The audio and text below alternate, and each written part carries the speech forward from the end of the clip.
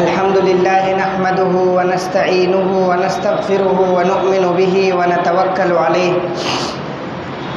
ونعوذ بالله من شرور أنفسنا ومن سيئات أعمالنا من يهده الله فلا مضل له ومن يضلله فلا هادي له ونشهد أن لا إله إلا الله وحده لا شريك له ونشهد أن سيدنا ومولانا محمدا عبده ورسوله أما بعد فأعوذ بالله من الشيطان الرجيم بسم الله الرحمن الرحيم ولله على الناس حج البيت من استطاع إليه سبيلا وقال الله عز وجل في مقام آخر وأتموا الحج والعمرة لله صدق اللہ مولانا العظیم۔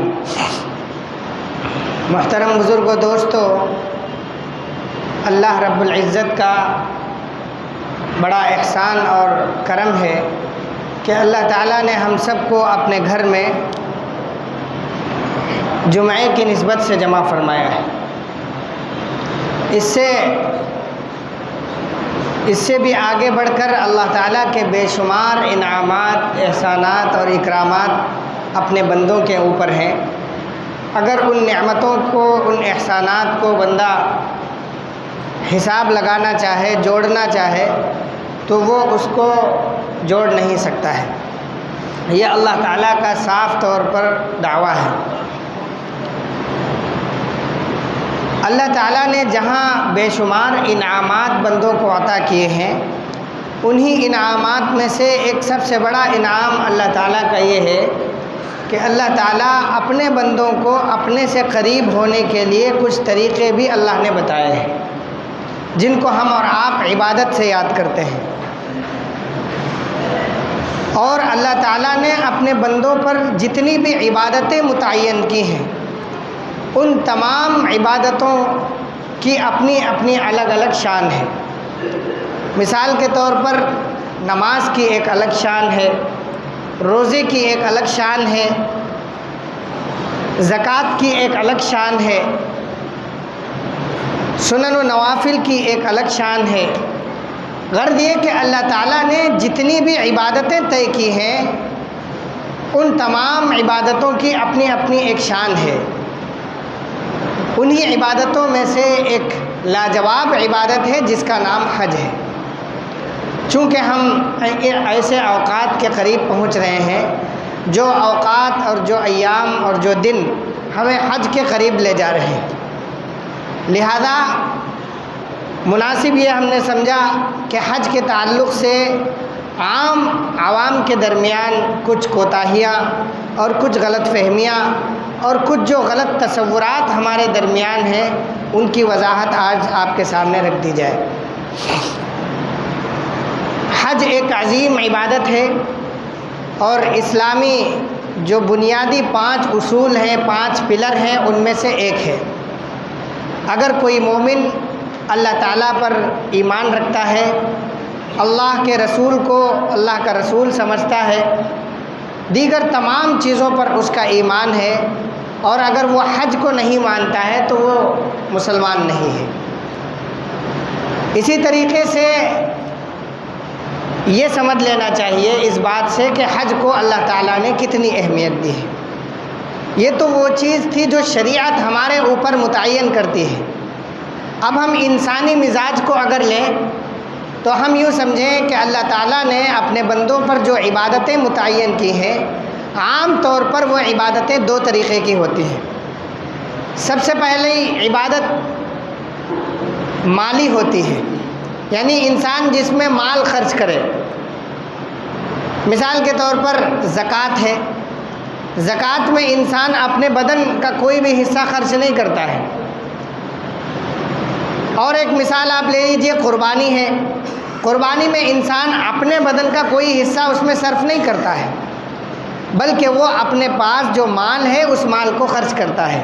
یہ اللہ تعالیٰ نے عبادت جو اس کے اوپر متعین کی ہے، یہ مالی عبادت ہے۔ اور اللہ تعالیٰ نے بندوں پر ایک عبادت متعین کی ہے جو عبادتیں بدنی ہوتی ہیں۔ مثال کے طور پر نماز ادا کرنا، یہ ہماری بدنی عبادت ہے۔ کہ اس میں ہمارا بدن ہی اس میں انوالو ہوگا۔ اگر ہمارا بدن نہیں ہے تو کسی ایک آدمی کی نماز کوئی دوسرا شخص نہیں ادا کر سکتا ہے۔ یہ ہے بدنی عبادت۔ اور کچھ عبادتیں ایسی ہوتی ہیں جو دونوں کو لیے ہوئے ہوتی ہیں۔ جب دونوں چیزیں اس میں جڑ جاتی ہیں تو اس عبادت کی اہمیت بڑھ جاتی ہے۔ مثال کے طور پر حج ہے۔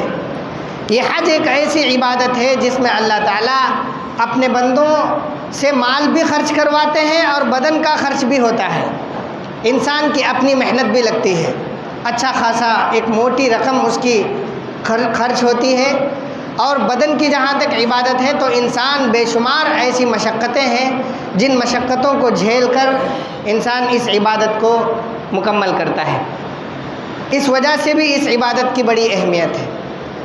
اب یوں سمجھ لیجئے کہ جب عبادت کی اتنی اہمیت ہو جاتی ہے تو اللہ تعالیٰ ان جیسی عبادتوں کو اپنے چنیدہ بندوں کو اس بات کی توفیق دیتے ہیں کہ وہ بندے اس عبادت کے لائق ہوں اور وہ بندے اپنے گھر اللہ کے گھر کے اور اللہ کے مہمان بنے۔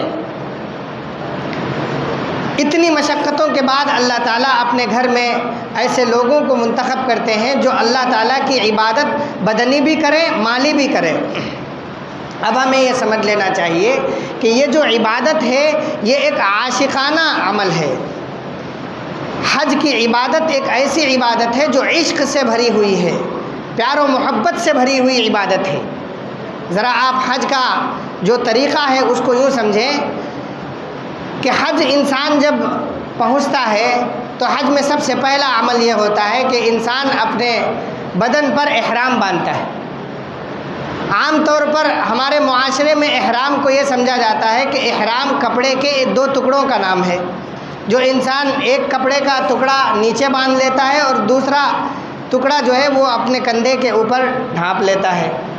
ہمارے معاشرے میں یوں سمجھا جاتا ہے، لیکن صحیح بات یہ ہے کہ احرام یہ حرام سے ہے، جس کا مطلب یہ ہے کہ انسان اپنے اوپر کچھ چیزیں حرام کر لیتا ہے۔ جو چیزیں احرام ان دو کپڑوں کو لپیٹنے سے پہلے جائز تھیں وہ چیزیں اس انسان کے لیے احرام باندھ لینے کے بعد ناجائز اور حرام ہو جاتی ہیں۔ مثال کے طور پر اس نے جب دو کپڑے باندھ لیے اور اس نے اللہ تعالیٰ کے سامنے ایک کلمہ پڑھ دیا، لبیک اللہم لبیک لبیک لا شریک لک لبیک ان الحمد والنعمت لک والملک لا شریک لک لبیک۔ جب انسان نے یہ دعا پڑھ لی، یہ کلمے پڑھ لیے، تو اس کا مطلب یہ ہے کہ اسی وقت سے اس نے اپنے اوپر ساری جتنی جائز چیزیں تھیں وہ حرام کر لیا۔ اب اس نے اپنے اوپر بالوں کو منڈوانا حرام کر لیا، ناخن کاٹنا حرام کر لیا، سلے ہوئے کپڑے پہننا حرام کر لیا۔ جو چیزیں نفسانی جو جائز ضروریات ہوتی ہیں، جو جائز ہیں، ان جائز چیزوں کو بھی اپنے اوپر اس وقت تک کے لیے حرام کر لیا جس وقت تک وہ یہ حج کا یا عمرے کا جو پروسیس ہے اس کو مکمل نہ کر لے۔ یہ عشق بھری عبادت اس طریقے سے ہے کہ جو انسان انتہائی زبردست کپڑے پہنتا تھا اور اچھے ٹیلروں سے بہترین مہنگی سلائی والے کپڑے پہنتا تھا، کبھی وہ ہاتھوں سے بنے ہوئے کپڑے پہنتا تھا، کبھی مشین کی سلائی کے کپڑے پہنتا تھا، وہ انسان اللہ تعالیٰ کی عبادت میں اس طریقے سے مگن ہو گیا کہ اب وہ سلے ہوئے کپڑے نہیں پہنے گا۔ جو بالوں کو اپنے لمبی لمبی مانگیں نکال کر بہترین خوبصورت سے اسٹائلش جو اپنے بالوں کو ادھر ادھر لہراتا تھا، اب وہ بندہ ان بالوں کو اس طریقے سے نہیں لہرائے گا۔ جو اپنے محبوب کے پاس جانے کے لیے خوشبو کا استعمال کرتا تھا، اب یہ بندہ احرام پہن لینے کے بعد خوشبو کا استعمال نہیں کرے گا۔ یہ اللہ تعالیٰ سے عشق کا، اللہ تعالیٰ سے محبت کے اظہار کا ایک بہترین طریقہ ہے۔ جب انسان وہاں پہنچتا ہے تو اب کیا کرتا ہے؟ انسان خانہ کعبہ کے اطراف چکر لگانا شروع کرتا ہے۔ اب یہ سمجھ لیجئے کہ ان چکر میں کیا رکھا ہوا ہے۔ کروڑوں روپے خرچ کر کے، اربوں روپے خرچ کر کے حکومتیں جو ہے لوگوں کو بھیجتی ہیں اور وہاں کی حکومتیں اربوں روپے سے اس کا انتظام کرتی ہیں اور وہاں پر جا کر انسان چکر لگا رہا ہے۔ اس کا مطلب یہ ہے کہ اللہ تعالیٰ سے وہ بندہ، اللہ تعالیٰ اپنے بندوں سے یہ کہہ رہے ہیں کہ بھئی فطرت تو یہ ہے کہ انسان اپنے محبوب سے اور اپنے مالک کے تئیں اپنی وارفتگی اور اپنے عشق کو اور اپنی وفاداری کا ثبوت پیش کرنے کے لیے اپنے مالک کے چکر لگاتا ہے۔ وہ بسا اوقات اس کے گھر پہنچتا ہے، اس سے ملاقات کرتا ہے، اور جب زیادہ محبت ہو تو چاہتا ہے کہ اس سے گلے لگا لے اور اس سے پیار و محبت کی باتیں کرے۔ تو اللہ تعالیٰ نے عشق و محبت کے جتنے طریقے ہیں ان سارے طریقوں کو سمیٹ کر حج میں اللہ تعالیٰ نے دکھا دیا ہے۔ اللہ تعالیٰ نے یہ بتا دیا کہ جس طریقے سے تم اپنے محبوب کے گھر کے چکر لگاتے ہو تو ٹھیک اسی طریقے سے میرے گھر کے چکر لگاؤ۔ اب چونکہ اللہ تعالیٰ سے گلے تو نہیں لگا سکتے تو اللہ تعالیٰ نے کہا کہ اگر تمہیں گلے لگانا ہے تو خانہ کعبہ اور جو ابراہیم نام کا جو دروازہ ہے اس کے درمیان میں ملتزم نام کی ایک دیوار ہے، تم اس دیوار سے آ کر چپٹ جاؤ اور اس سے آ کر اپنے آپ کو چپکا لو اور اللہ تعالیٰ سے اور مجھ سے جو کچھ مانگو گے میں اس کو عطا کر دوں گا۔ تو دیکھیے وہ بھی چیز آ گئی، یعنی انسان یہ کہ اپنے محبوب کا نام بھی لے رہا ہے اور وہ ساری حرکتیں کر رہا ہے جو کرنی چاہیے کہ انسان اللہ تعالیٰ نے بوسہ لینے کی ایک خواہش ہوتی ہے جب انسان کسی سے محبت کرتا ہے تو اللہ تعالیٰ نے حجر اسود نام کا ایک پتھر وہاں پر رکھ دیا اور یہ کہا کہ اگر تمہیں مجھے بوسہ لینے کی خواہش ہو تو تم اس پتھر کو بوسہ لے لو، تمہیں مکمل تمہارے گناہوں کا اس میں صفایا ہو جائے گا اور تم دھل دیے جاؤ گے۔ اب اس کے بعد انسان کیا کرتا ہے، اللہ تعالیٰ نے مسجد حرام میں نماز پڑھنے کا ثواب اتنا رکھا ہے کہ ایک نماز پڑھنے کا ثواب 1,00,000 نماز پڑھنوں کے برابر ہے۔ اللہ تعالیٰ نے یہاں پر ایک حکم دیا کہ اب جب ایسا موقع آ گیا کہ تم نے طواف کر لیا ہے تو تم اب یہ کرو کہ یہاں سے ہٹو اور سعی جا کر کرو، صفا مروہ کے درمیان آپ کو سعی کرنی ہے۔ وہاں پر انسان دھیمی رفتار سے بھاگتا ہے، دوڑتا ہے۔ اب آپ یہ سمجھ لیجئے کہ جو لوگ شریف خاندان کے ہیں، اچھے خاندان کے ہیں، ڈاکٹر ہیں، انجینئر ہیں، بڑے بوڑھے ہیں، بچے ہیں، نوجوان ہیں، عورتیں ہیں، سب کو یہ حکم ہے کہ دھیمی رفتار سے دوڑنا ہے۔ تو آپ یہ اندازہ لگائیے جنہوں نے اپنی پوری زندگی میں دوڑ بھاگ کا کام نہیں کیا، شرافت سے اپنی زندگی گزاری، وہ جا کر وہاں پر دوڑ لگا رہے ہیں۔ عقل اس بات کی گواہی نہیں دیتی کہ یہ شریفانہ کام ہے، لیکن اللہ تعالیٰ کا چونکہ حکم ہے، اللہ تعالیٰ نے اس کو سنت قرار دے دیا ہے، اللہ کے نبی نے بتا دیا کہ یہی سنت ہے، یہی کرنا ہے۔ اور حضرت حاجرہ نے جس طریقے سے بھاگا تھا اللہ تعالیٰ کو وہ ادا اتنی پسند آئی کہ ساری دنیا سے جانے والے حاجیوں پر اس ادا کو لازم اور واجب کر دیا۔ اس کے بغیر حج مکمل نہیں ہو سکتا، اس کے بغیر عمرہ نہیں مکمل ہو سکتا۔ جب لوگ یہاں سے ہٹتے ہیں تو خانہ کعبہ میں نماز پڑھنے کا ثواب، مسجد حرام میں نماز پڑھنے کا ثواب 1,00,000 نمازوں کے برابر ہے۔ اللہ تعالیٰ نے یہ حکم دیا کہ یہ 1,00,000 نماز پڑھنے کا ثواب تو تھا، اب تم یہاں سے جاؤ اور جا کر مینا میں جا کر رکو۔ اب جا کر تمہیں نماز مینا میں پڑھنی ہے، اور جب مینا سے ہٹو تو تمہیں جا کر نماز عرفہ میں پڑھنی ہے، اور جب عرفہ سے فارغ ہو تو تمہیں 3 دن انتظار کرنا ہے، وہاں شیطان کو کنکریاں مارنی ہے۔ اب یہ بتائیے اللہ تعالیٰ 1,00,000 نمازوں کا ثواب وہاں سے ختم کر کے اللہ تعالیٰ یہ حکم دے رہے ہیں کہ تمہیں وہاں جا کر نماز پڑھنی ہے۔ اس سے صاف یہ مطلب ظاہر ہوتا ہے کہ نہ خانہ کعبہ میں کچھ رکھا ہوا ہے، نہ مسجد حرام میں کچھ رکھا ہوا ہے، نہ حجر اسود میں کچھ رکھا ہوا ہے، نہ ملتزم میں کچھ ہے، نہ سعی اور صفا مروہ کے درمیان کچھ ہے۔ جو کچھ بھی ہے تو وہ اللہ کے حکم کی اہمیت ہے۔ اللہ تعالیٰ اپنے بندوں سے یہ حکم دیتے ہیں کہ میں اگر تمہیں یہ کرنے کو کہہ رہا ہوں تو تمہیں یہی کرنا ہے، اسی کے اگر تم یہ کرتے ہو تو تمہیں ثواب ملے گا، اگر تم یہ عمل نہیں کرتے ہو تو تمہارے اس عمل کی کوئی اہمیت نہیں ہے۔ میرے بھائیوں، جب لوگ حج میں جاتے ہیں تو وہاں کیا کرتے ہیں؟ وہاں یہ کرتے ہیں کہ 3 دن تک انتظار کر کے شیطان کو 7 کنکریاں مارتے ہیں۔ اب یہ سمجھ لیجئے اپنے عقل کے اعتبار سے ہم لوگ سوچیں کہ اچھا خاصا آدمی، پڑھا لکھا آدمی، شریف خاندان کا آدمی میدان میں کنکریاں چن رہا ہے، کون سا عقل مندی والا کام ہے؟ کوئی عقل مندی والا کام نہیں ہے۔ لیکن اللہ تعالیٰ نے حکم دیا کہ تمہیں یہ کرنا ہے، تو اچھے خاصے لوگ، پڑھے لکھے لوگ، شریف لوگ وہاں جا کر 3 دن تک انتظار کرتے ہیں اور 7 کنکریاں اٹھا کر شیطان کو مارتے ہیں اور اللہ کا تلبیہ پڑھتے ہیں اور اللہ کے کلمے کو بلند کرتے ہیں، تب جا کر ان کا یہ عمل ہوتا ہے۔ اور اس عمل کو پورا کرنے کے لیے حکومتیں اربوں روپے خرچ کرتی ہیں، عربوں کا انتظام ہوتا ہے، وہاں پر کنکریاں مارنے کے علاوہ کوئی اور کام نہیں رہتا، کوئی اور عبادت نہیں رہتی، لیکن چونکہ اللہ تعالیٰ نے اسی کو ضروری قرار دے دیا، وہی طریقہ بتایا، اللہ کے نبی نے وہی سنت بتائی، اس سے یہ پتہ چلتا ہے کہ اللہ تعالیٰ کے حکم کا اعتبار ہے، باقی اور چیزوں کا کوئی اعتبار نہیں ہے۔ ایک مرتبہ حضرت عمر فاروق رضی اللہ عنہ جب حجر اسود کا بوسہ لینے کے لیے گئے تو حجر اسود کو خطاب کرتے ہوئے حضرت عمر فاروق نے کہا، اے حجر اسود، تیرے اندر کوئی ایسی چیز نہیں ہے جو مجھے تجھ سے وارفتگی پیدا کرے اور تجھ سے عشق و محبت ہو، اگر میں نے میرے آقا حضرت محمد صلی اللہ علیہ وسلم کو ایسا کرتے نہ دیکھا ہوتا تو میں تجھے بوسہ نہ دیتا۔ اس سے یہ پتہ چلتا ہے کہ اللہ کے نبی کی سنت ہی ہمارے لیے سب سے بہت بڑی چیز ہے۔ وقت بہت کم ہے، مختصر الفاظ میں یہ بتا دینا چاہتا ہوں کہ حج کی اتنی بڑی اہمیت ہے کہ اس کے فضائل میں سے یہ ہیں کہ جب انسان صحیح معنی میں حج کرتا ہے اور پھر وہ اپنے گھر لوٹتا ہے تو اس کی اہمیت وہ ہوتی ہے جس طریقے سے وہ اپنی ماں کے پیٹ سے باہر نکلا تھا، کسی طریقے کا الزام نہیں، کسی طریقے کا گناہ نہیں، کسی طریقے کا داغ اور دھبا اس کی زندگی پر نہیں ہوتا ہے، ایک دم صاف و شفاف ہوتا ہے۔ اسی طریقے سے ایک حاجی جب حج سے لوٹتا ہے تو اس کی اتنی بڑی اہمیت ہوتی ہے، اور اللہ رب العزت نے ہم لوگوں کے اوپر حج کو فرض کیا ہے، ہمیں اس کی تیاری کرنی چاہیے، اس کا انتظام کرنا چاہیے، اور یہ کوشش کرنی چاہیے کہ ہم جلد از جلد اس فریضے کو ادا کر سکیں۔ میں ایک عام بات کو بتا کر جو ہمارے درمیان جو غلط تصورات ہیں اس کو بتا کر اپنی بات کو ختم کرتا ہوں۔ ہمارے ہاں جو عام حالات میں یہ سمجھا جاتا ہے کہ ہم حج اس وقت کریں گے جب ہم عمر کے بالکل آخری لمحے کو پہنچ جائیں گے، جب ہم اپنی بیوی اپنی بچیوں کی شادی کروا دیں گے، ہم اپنے جو ہمارے رشتہ دار ہیں ان کی شادیاں کروا دیں گے، جب ہم بڑا سا گھر بنا لیں گے، جب ہم بڑے انتظامات سے فارغ ہو جائیں گے تب ہم حج کریں گے۔ حالانکہ اللہ تعالیٰ نے جو ضروری قرار دیا ہے وہ یہ ہے، وَلِلَّهِ عَلَى النَّاسِ حِجُّ الْبَيْتِ مَنِ اسْتَطَاعَ إِلَيْهِ سَبِيلًا، جس کو راستہ صاف لگے اور جو اپنے گھر کی ضروریات کو 1-1.5 مہینے کے لیے جو کھانے پینے کا راشن ہے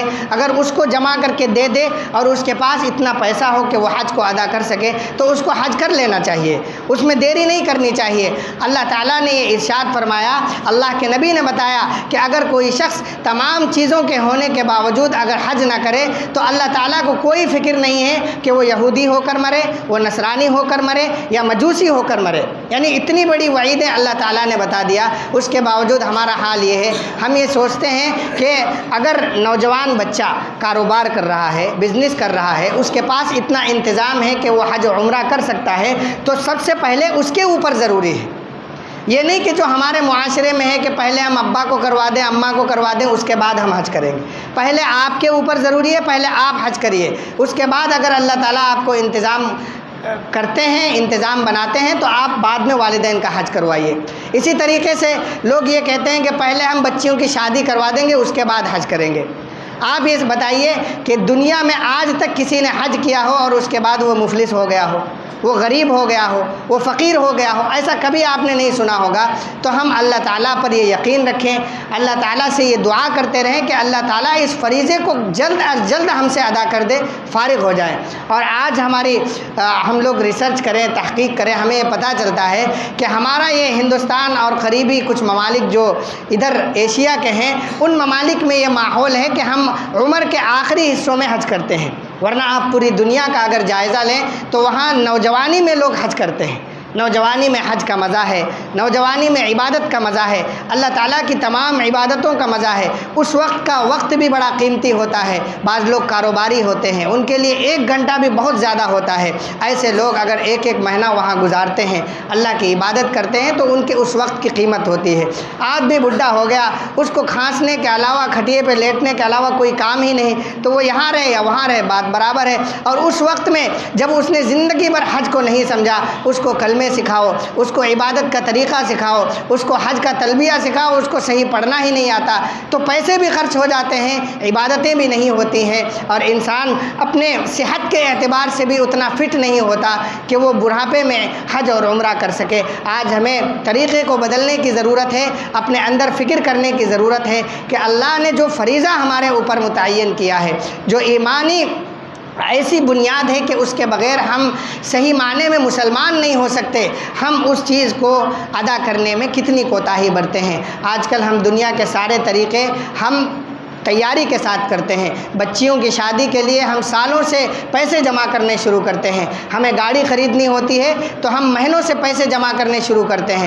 ہمیں کوئی کھیت خریدنا ہوتا ہے تو ہم اپنا بینک بیلنس جمع کرنا شروع کر دیتے ہیں، لیکن ہم نے کبھی 1 روپیہ حج کے لیے کبھی جمع نہیں کیا، کبھی ہم نے 1 روپیہ عمرہ کے لیے نہیں جمع کیا۔ اگر ہم تیاری کریں تو یہ عبادتیں ہمارے لیے آسان ہو جائیں گی۔ اگر ہم 100 روپے روزانہ جمع کرنا شروع کر دیں تو 8 سال کے بعد ہم لوگ حج کر لیں گے۔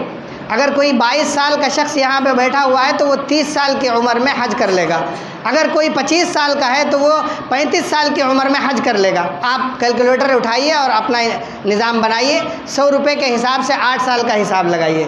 لیکن ہم لوگ کیا کرتے ہیں، اس کو بڑا مشکل سمجھتے ہیں، بڑا اس کو ایسا بوجھ سمجھتے ہیں جو کبھی ادا نہیں ہوگا۔ تو اس کے لیے یوں سمجھتے ہیں کہ اگر پیسے ہوں گے تو کر لیں گے، نہیں ہوں گے تو کوئی ضرورت نہیں ہے۔ حالانکہ یہ سمجھ لیجئے، اگر آپ کے پاس انتظام ہے، 3-4 لاکھ روپے آپ کے پاس ایکسٹرا ہیں، اور آپ 1 مہینے کا کم سے کم راشن اگر آپ اپنے بچوں کو دے کر کہیں سفر پہ جا رہے ہیں، کوئی رکاوٹ نہیں ہے، تو آپ کے اوپر حج لازم ہے۔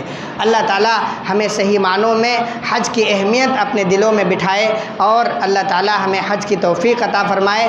جس طریقے سے اللہ تعالیٰ نے ہمارے اس علاقے کے کچھ گنے چنے 18-19 لوگوں کو اس سال اپنا مہمان کے طور پر اللہ تعالیٰ نے چنا ہے، اسی طریقے سے اللہ تعالیٰ اگلے سالوں میں ہمیں بھی اپنے گھر کا مہمان بنائے۔ آمین کہیں، اللہ تعالیٰ سے دعا کرتے رہیں اور اس کی تیاری کریں، اللہ تعالیٰ انشاءاللہ آسان